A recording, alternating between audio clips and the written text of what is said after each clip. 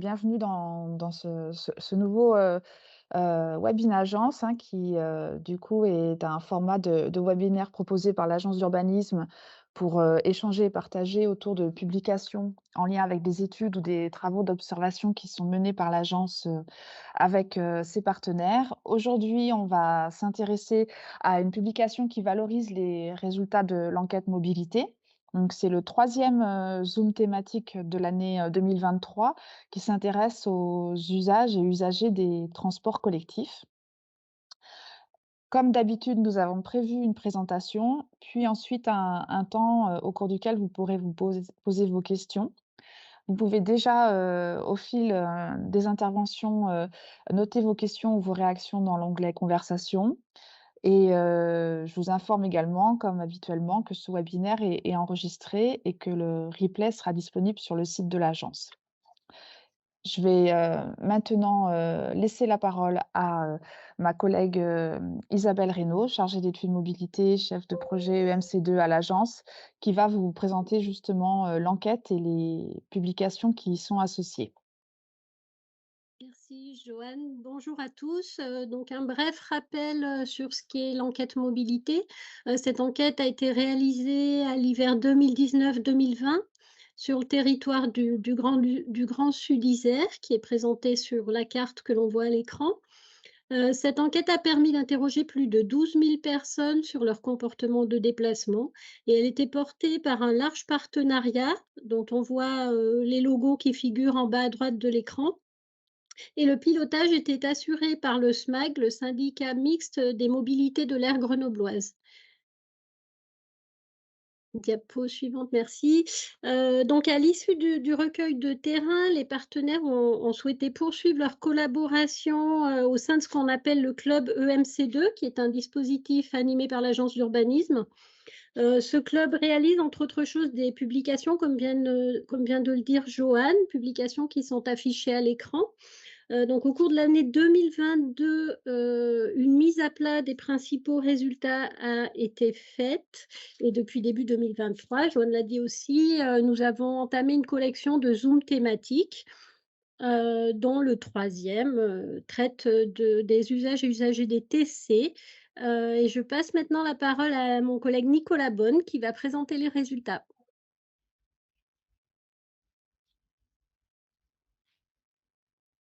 Merci Isabelle. Donc, sans tarder, rentrons dans le vif du sujet avec quelques chiffres clés donc, qui s'affichent sur la gauche de l'écran. Les transports collectifs représentent 11 des déplacements des habitants de la grande région grenobloise, 17 des kilomètres parcourus et 7 des émissions de gaz à effet de serre liées à la mobilité quotidienne, donc la mobilité des personnes. Hem, on remarque, on s'est intéressé à l'usage des transports en commun en fonction de la marche et on voit qu'il varie fortement en fonction de la marche, qu'il est important entre 5 et 24 ans avant de chuter drastiquement, pendant le reste, de la vie.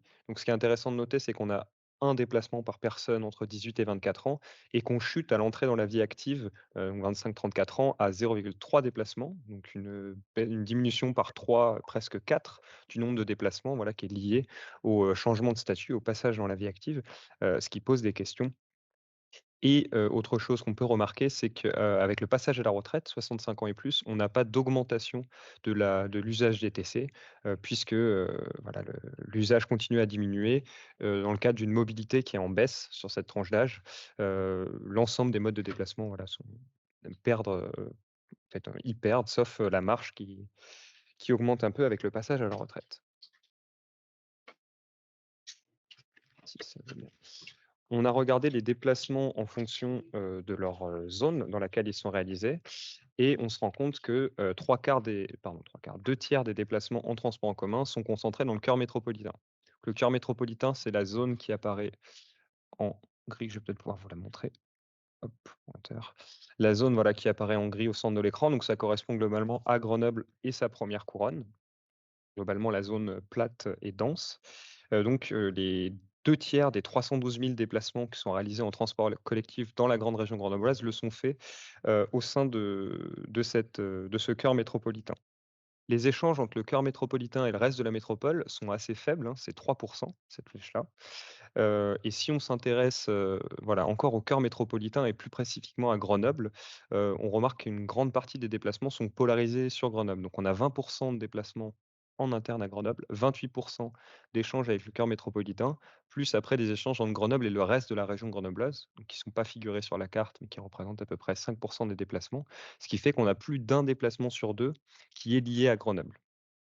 Ce qui s'explique à la fois par la densité, urbaine, on va dire en termes d'emploi, de population et de services, mais aussi par la structure des réseaux qui est très radiale avec, voilà, des déplacements d'échange alors qui représentent assez peu, en termes de flux, hein, on est sur du 5-10 mais qui par contre en termes de part modale sont très intéressantes. En fait, c'est sur les longs déplacements de Grenoble vers, le reste de la grande région grenobloise, donc vers le Grésivaudan, vers, le Voironnais, le Trièves, qu'on a les parts modales, TC les plus importantes. Puisqu'on est sur des déplacements assez longs où, le réseau à la fois de cars, de trains va nous amener directement, dans le cœur de la ville.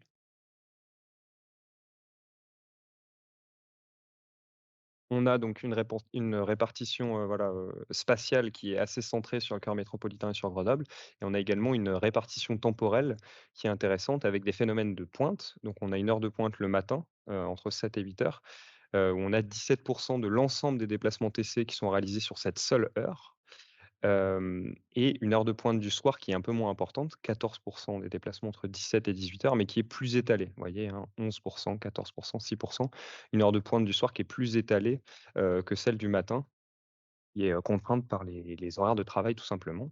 Et c'est à cette heure de pointe, qu'on a la part modale TC la plus importante. On a, entre 7 et 8 heures, un quart des déplacements, qui sont faits en transport en commun, sachant que voilà, la moyenne au cours de la journée, c'est 11 11 de part modale et qu'en heure de pointe du soir, on est à 15. Donc vraiment, c'est cette pointe, notamment du matin, qui va définir en fait les réseaux et les capacités dont on a besoin en termes de, personnel, de matériel roulant et tout cela a un coût.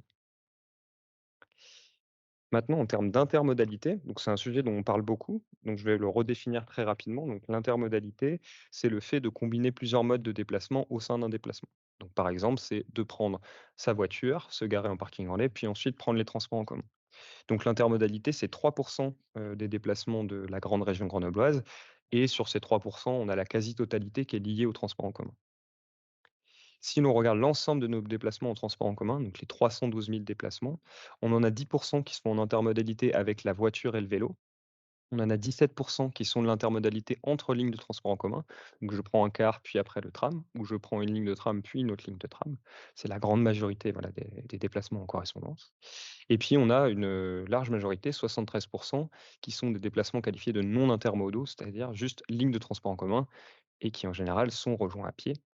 Ce qui nous permet de dire, voilà, en cumulant donc les 2 premières colonnes, là, des 2 premières lignes, pardon, que un quart des déplacements en transport collectif sont intermodaux, c'est-à-dire liés, à un mode de transport qui soit les transports en commun ou un autre type, vélo ou voiture.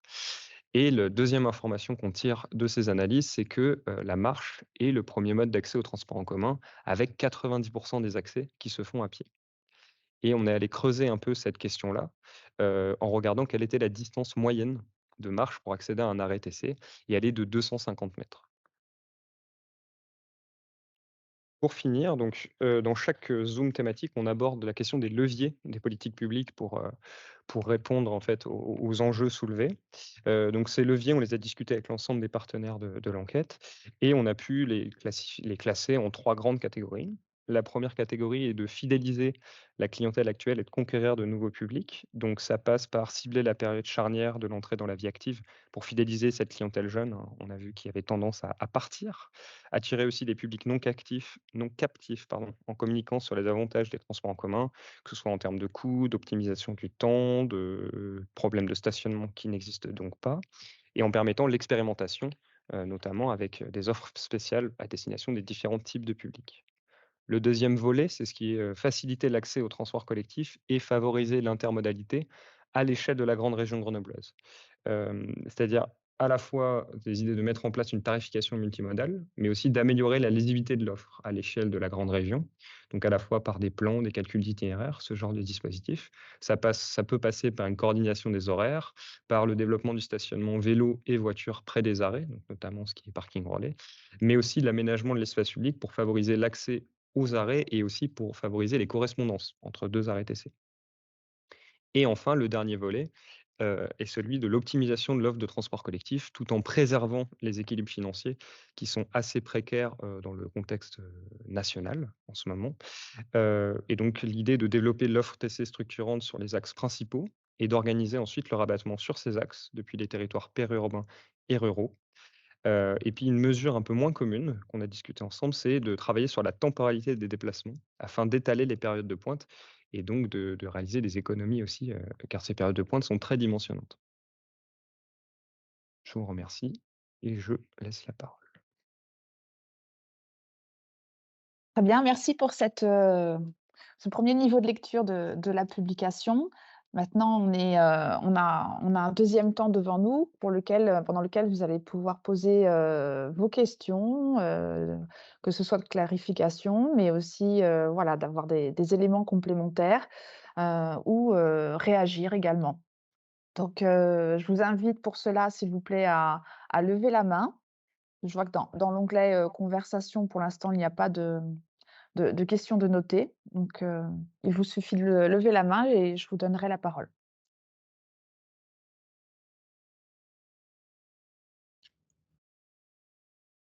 Alors, du coup, je vous laisse, parler madame Cathy Barla. Je vous laisse allumer votre micro. Voilà. Oui, bonjour, merci pour ce résumé. C'est vraiment intéressant, mais et du coup, comme vous le dites, ce qui dimensionne en fait, les transports, publics, c'est la temporalité puisque c'est là où il y a le pic, où il faut le plus de moyens. Donc quels seraient les leviers que vous avez mentionnés pour justement étaler, en fait, cette temporalité? Est-ce qu'il y a des leviers par rapport aux je ne sais pas, j'imagine aux entreprises pour qu'elles décalent et qu'elles tiennent compte, en fait, de cet aspect des transports en commun pour modifier, en fait, les horaires? Est-ce qu'il y a des discussions? Est-ce que ça semble possible? Voilà, merci. Merci pour votre question. Alors, il n'y a pas de discussion actuellement, sur le territoire, mais on sait que des dispositifs peuvent exister. On y avait eu, à l'époque des réflexions pour, travailler ce qu'on appelle du chrono-aménagement en fait. Consiste juste à décaler les horaires, par exemple, de début des cours, pour éviter de saturer le réseau de tramway.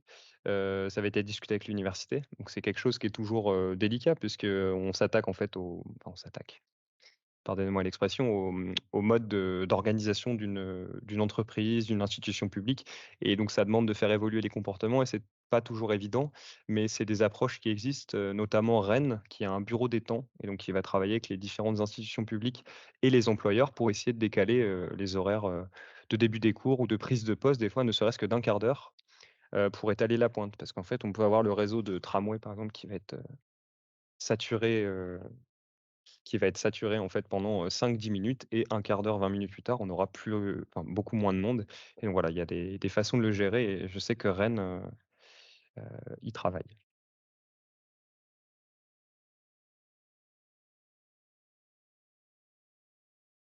Pardon, je reprends le micro. Voilà, je vois qu'il y a une autre personne, qui veut prendre la parole, donc je vous laisse la parole, monsieur Jérôme, Fourche.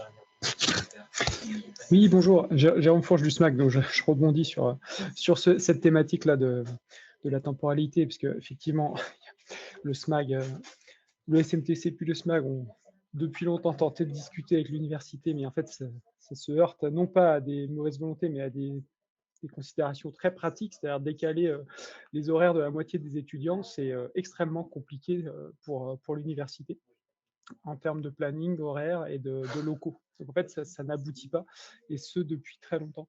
Donc en fait, on n'arrive pas.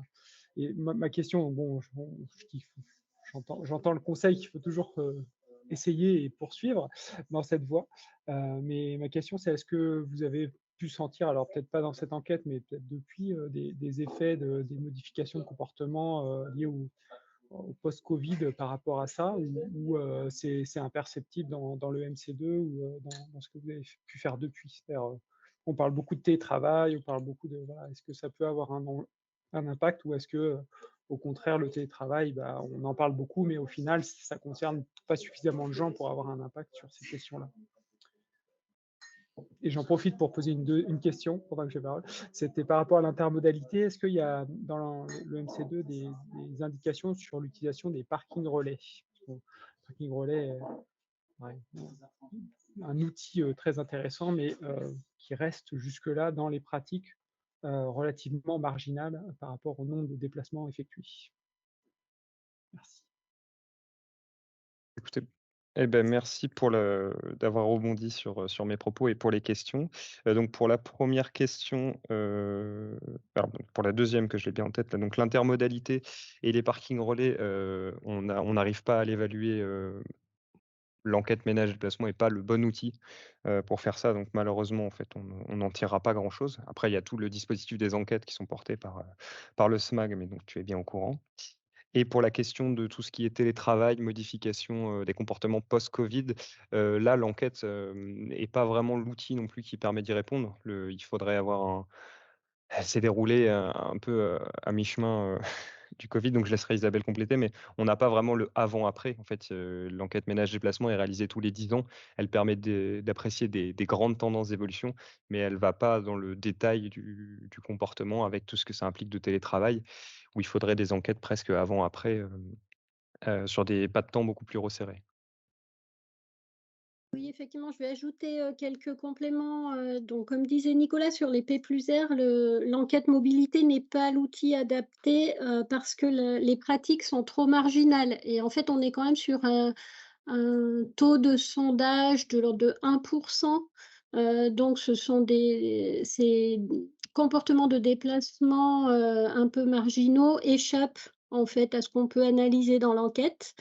Ça, c'est pour le premier point et effectivement sur la question de l'évolution des comportements après le covid, l'enquête ne nous permet pas d'évaluer, ce phénomène.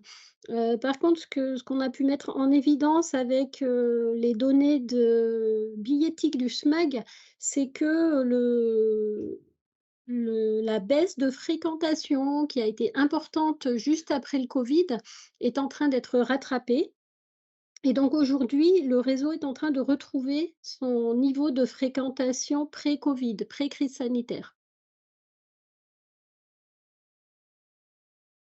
Merci pour ces compléments, de réponse, et je propose maintenant à, une personne qui a aussi levé la main dont je n'ai pas le nom.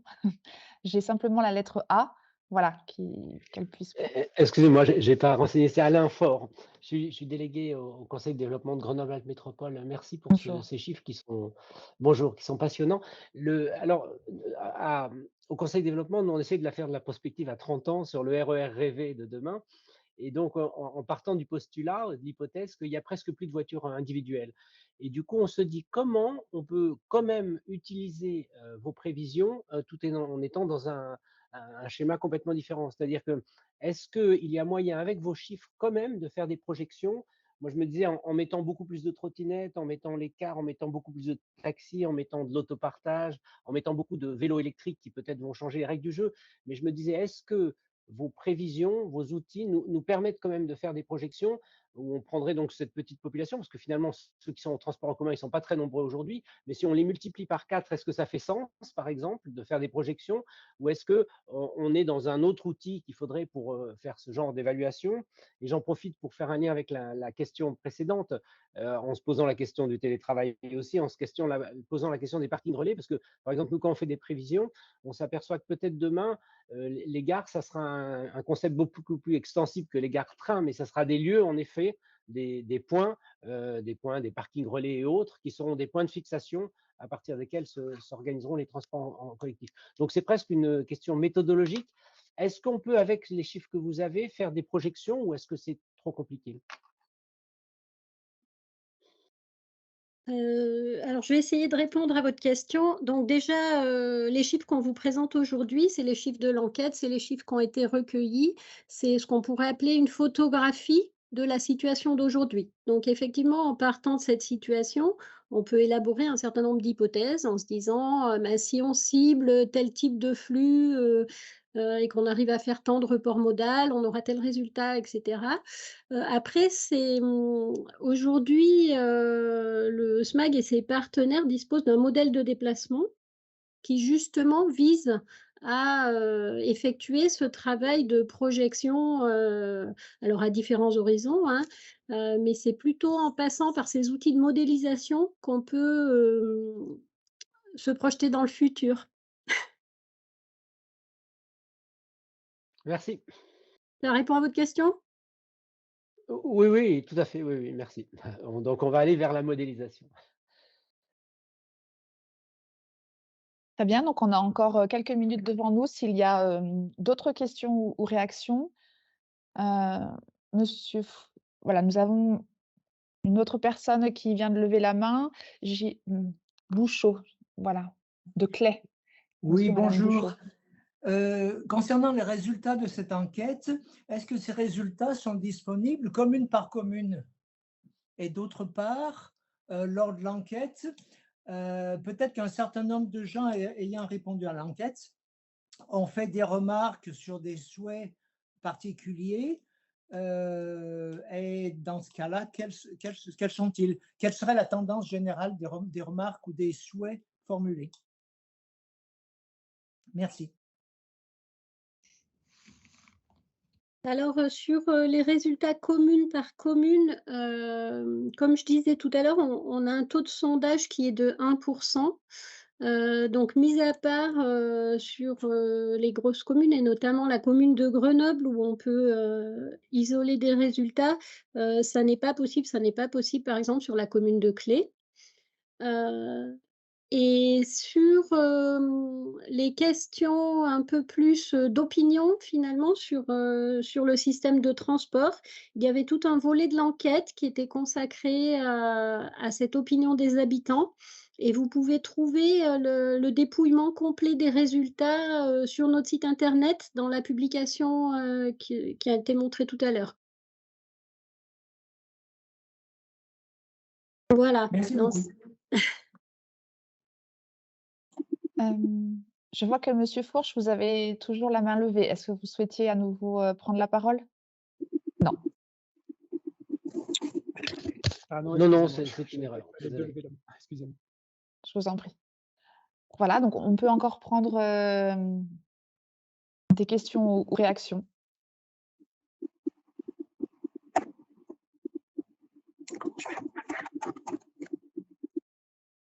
Il nous reste encore, 5 minutes dans le timing, habituel de ce format de webinaire. Donc, n'hésitez pas, c'est l'occasion.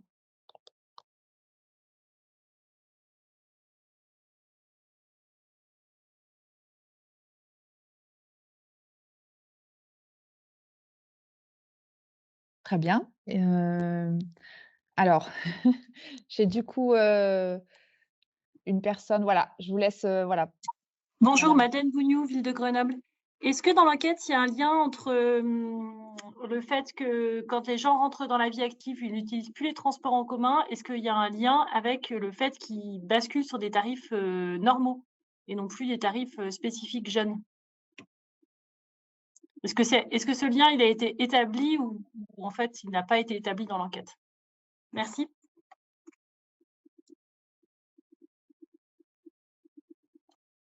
Hem, alors on ne peut pas directement, faire cette analyse, via l'enquête.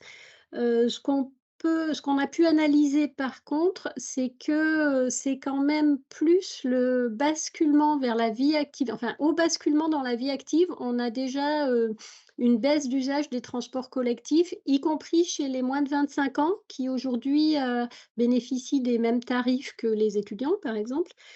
Et puis, effectivement, on a un deuxième palier, après 25 ans. Donc, de là à faire le lien avec l'augmentation des tarifs, je ne sais pas si on peut faire ce lien directement, mais en tout cas, il est certain que les actifs de moins de 25 ans, ont un taux d'abonnement moindre que les étudiants.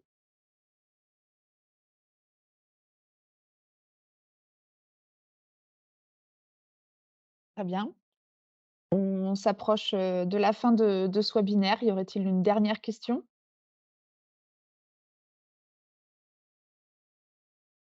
Ou réaction?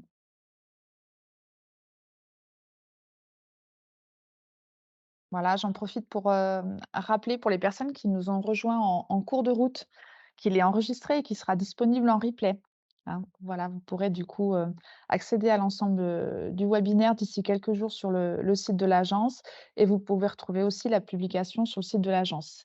Eh ben, je vais donner du coup la parole à monsieur Alain Faure alors à nouveau, qui a levé la main pour une dernière, Oui, question. merci, c'était ma question. Votre document, on peut le télécharger, les slides que nous avez passés qui sont éclairants, on peut les télécharger en allant sur votre site? Comment ça marche?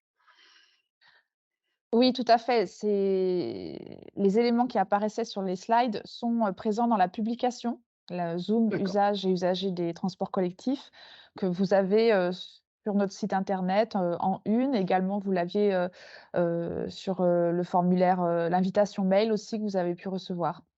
Super, merci beaucoup. Très bien. Eh ben, écoutez, je pense qu'il est temps de conclure ce webinaire et de vous remercier pour, votre participation.